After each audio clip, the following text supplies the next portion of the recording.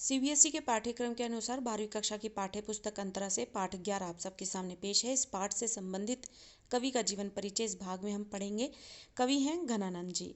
इनका जन्म हुआ था 1673 में और मृत्यु हुई थी 1760 में। रीति काल के रीति मुक्त या स्वच्छंद काव्यधारा के प्रतिनिधि कवि घनानंद दिल्ली के बादशाह मोहम्मद शाह के मीर मुंशी थे। रीति काल के रीति मुक्त या स्वच्छंद काव्यधारा के प्रतिनिधि, ये बातें समझना बहुत जरूरी है घनानंद को जानने के लिए। रीति काल क्या है? हिंदी लिटरेचर में या हिंदी साहित्य में एक युग था जिसे रीति काल का नाम दिया गया। और रीति काल वो काल है जिसमें ऐसी कविताओं की रचना की जाती थी या ऐसे साहित्य की रचना की जाती थी जिसमें अलंकार महत्वपूर्ण रूप से होते थे। नायक और नायिकाओं का वर्णन महत्वपूर्ण रूप में मिलता था और उसके बाद जो विषय होते थे वो श्रृंगार रस को लिए हुए होते थे। और ये सब जो है वो उस रीति काल के जो नियम हैं उससे संबंधित साहित्य को लेकर चलते थे। लेकिन अब यहाँ पर बात हो रही है रीति मुक्त की। तो रीति मुक्त यानी रीति जो है यानी नियम, मुक्त यानी जो उससे आज़ाद हो। तो घनानंद जी जो हैं उस रीति काल के जो नियम हैं रचनाओं को पेश करने के उससे आज़ाद थे, स्वच्छंद थे, उस काव्यधारा के प्रतिनिधि थे, यानी मुख्य रूप से इस चीज को आगे लेकर चलने वालों में से एक थे। तो उन्होंने रीति काल के नियमों से परे अपने स्वयं के कौशल को सामने रखते हुए अपनी रचनाओं को सामने लाया। तो रीति काल के रीति मुक्त या स्वच्छंद काव्यधारा के प्रतिनिधि कवि घनानंद दिल्ली के बादशाह मोहम्मद शाह के मीर मुंशी थे। कहते हैं कि सुजान नाम की एक स्त्री से उनका अटूट प्रेम था। उसी से प्रेम के कारण घनानंद बादशाह के दरबार में बेअदबी कर बैठे। बेअदबी यानी कि जिसे आम भाषा में हम बदतमीजी कह सकते हैं।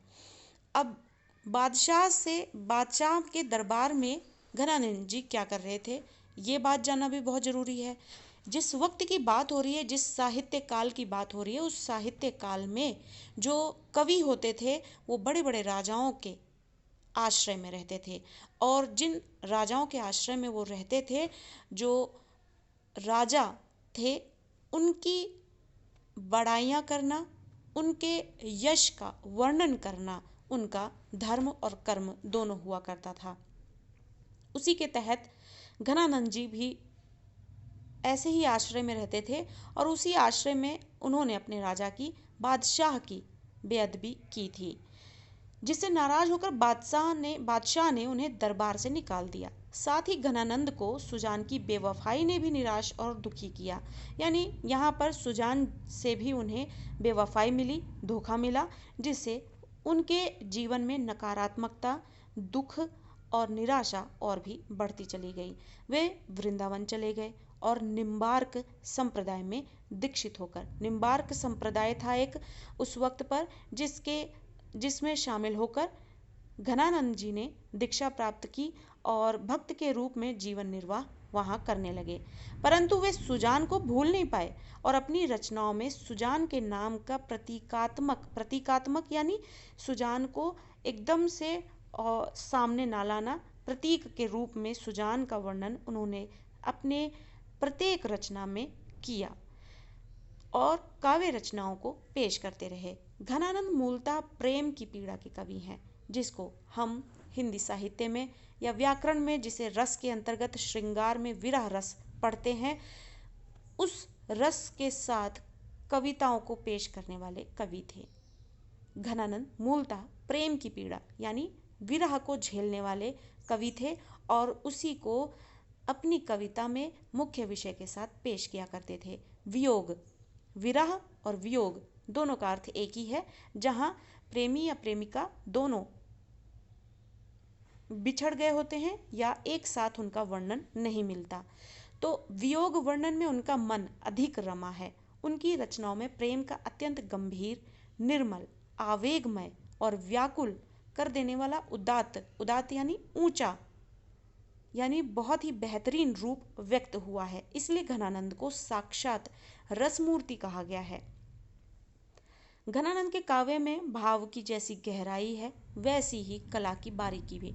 यानी उनकी कविताओं में जो विषय हैं जितने गंभीर हैं, गहरे विचार देने वाले हैं, उतने ही उनकी जो कला है, कौशल है। कला और कौशल क्या होगी कविता में? कविता को कितने बेहतरीन तरीके से अपने विचारों के साथ पेश करने के साथ साथ जो काव्यात्मक गुण हैं, उनका जो रचना कौशल है भाषा के आधार पर, और उसमें प्रस्तुत व्याकरण और अलंकार रस के आधार पर, ये सब कौशल होते हैं जो भाषा से संबंधित हैं। तो ये उनकी कला को सामने लाते थे। उनकी कविता में लाक्षणिकता, वक्रोक्ति, वाग्द विदग्धता के साथ अलंकारों का कुशल प्रयोग भी मिलता है। उनकी काव्य कला में सहजता यानी आसानी के साथ वचन वक्रता का अद्भुत मेल है। वचन वक्रता का अर्थ होता है वचन यानी बातें, वक्रता यानी कि घुमाकर, यानी किसी भी बात को जो सीधे तरीके से भी किया जा सकता है और घुमाकर भी किया जा सकता है, वो चीज़ उनकी कविता में बड़ी ही आसानी से मिल जाता है और ये इसका एक अद्भुत मेल माना जाता है। एक तो बात को घुमाकर बोलना भी और उसको बड़ी ही आसानी से सामने भी लाना, तो ये दोनों अलग अलग चीज़ें हैं, दोनों एक साथ लाना बहुत ही कठिन काम होता है। इसी के लिए कहा जा रहा है कि काव्य कला में सहजता के साथ इसको पेश करना, वचन वक्रता का ये अद्भुत मेल है। घनानंद की जो भाषा है वो परिष्कृत है, साफ सुथरी है और साहित्यिक ब्रज भाषा है।